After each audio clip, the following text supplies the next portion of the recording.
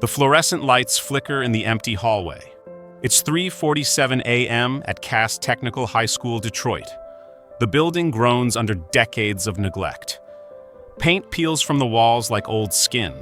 But tonight, something is different. A student named Marcus Williams has broken into the school.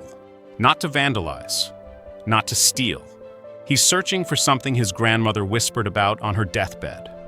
The books, she had said, gripping his hand. Robert's books. They're still there. Marcus follows the janitor's cart tracks down a corridor that shouldn't exist on any blueprint. The tracks lead to a door marked storage. But when he opens it, his flashlight beam reveals something impossible. Thousands of books, floor to ceiling. A secret library that spans 3 connected basement rooms. Books that were supposed to be thrown away. Books that changed everything. But here's what Marcus doesn't know yet. The man who built this underground sanctuary? He couldn't read a single word. The city is bleeding. Factories are closing. Schools are crumbling. Cass Technical High School, once a beacon of education, now fights for survival with outdated textbooks and broken dreams. Enter Robert Heft, 53 years old, night janitor. Invisible to most, he arrives at 11 p.m. sharp every night, carrying more than just cleaning supplies. In his weathered hands, he holds a secret that will span 3 decades. The hallways echo with his footsteps, squeak of wheels on linoleum, the distant hum of fluorescent lights. This is Robert's domain, his kingdom of shadows and silence. But Robert sees what others miss. Every day, teachers throw away books. Outdated, they say. Damaged. No budget for storage. Robert watches these books tumble into dumpsters like discarded dreams, and something inside him breaks. The first book Robert saves is a 1962 copy of To Kill a Mockingbird. Pages yellowed, cover torn, destined for the trash. But Robert can't let it die. He doesn't know why. He can barely read the title. Dyslexia stole his education at age 8. Teachers called him slow, hopeless. He learned to hide his shame behind a mop and bucket. Yet something about these discarded books calls to him. That night, Robert makes a decision that will change hundreds of lives. He takes the book home. Then another, and another. Soon, his small apartment overflows with rescued literature. His wife, Dorothy, watches with growing concern. "Robert, what are you doing with all these books?" He can't explain it. Not yet. But deep in his gut, he knows these books matter. They're not just paper and ink. They're possibilities, dreams, futures. The question is, what will he do with them? 3 years pass. Robert's collection grows. His apartment can't hold them anymore. Dorothy threatens to leave.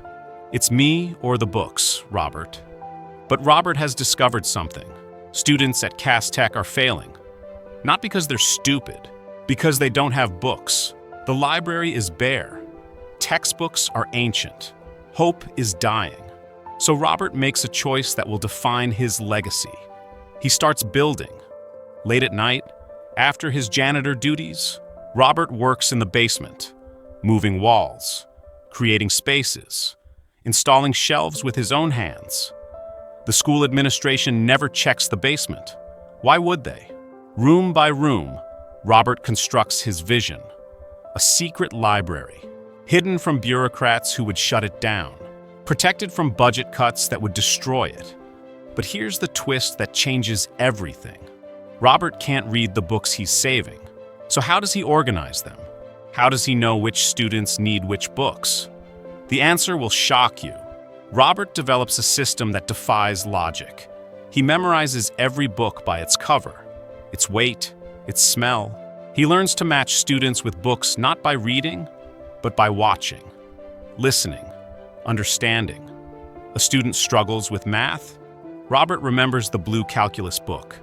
Third shelf, left corner. A girl writes poetry, the red anthology with the torn spine. He becomes a human card catalog, a living, breathing recommendation engine powered by pure intuition. But Robert's secret goes deeper. Late at night, he teaches himself to read, one word at a time, using the very books he's saved. At age 56, Robert Heft finally learns what he's been protecting all these years: stories, knowledge, power. And he realizes something that will haunt him forever. These aren't just books, they're weapons against ignorance, tools for transformation, keys to futures that poverty tried to steal. The question becomes, how long can he keep this secret? Why does a man who can't read dedicate his life to saving books? Psychologists call it compensatory behavior. Robert's dyslexia created a wound. The secret library was his way of healing it, not just for himself, but for every student who felt stupid, forgotten, invisible. But there's another theory. Robert understood something that educators missed. Books aren't just information, they're validation. When a struggling student finds the perfect book in Robert's library, they discover something profound. Someone believes in their potential. Robert never told students about his dyslexia, but somehow they knew. The janitor who saved books understood their pain, their shame, their hunger for something more. Over 30 years, Robert's library helped over 300 students graduate. Many went to college. Some became teachers, doctors, engineers. They all remember the night janitor who believed in books, who believed in them. But here's what haunts investigators today.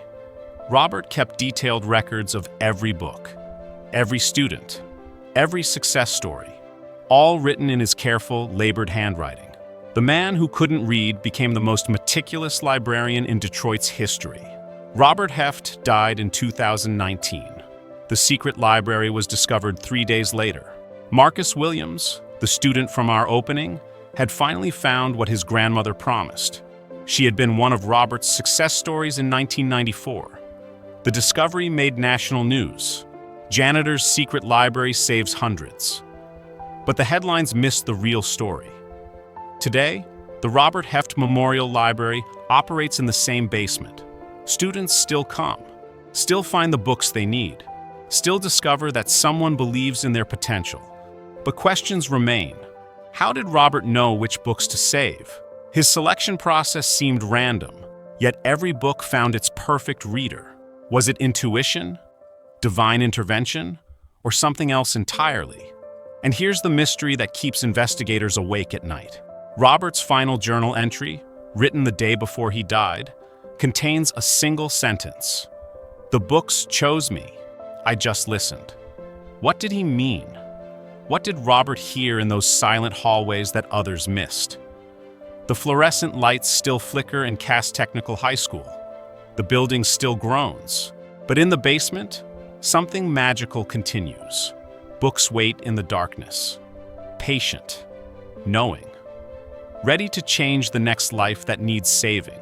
Because Robert Heft proved something that educators are still trying to understand. Sometimes the most powerful teachers are the ones who never learned to read. Sometimes the greatest libraries are built by those who understand that books aren't just words on a page. They're hope, disguised as paper and ink. And in Detroit, in a basement that shouldn't exist, that hope lives on. The janitor's secret has become the city's treasure, but the real mystery remains. In a world that throws away books, what drives a man to save them all? Maybe Robert knew something we're still learning. Maybe he understood that every discarded book is a discarded dream. And maybe, just maybe, he believed that dreams are too precious to throw away.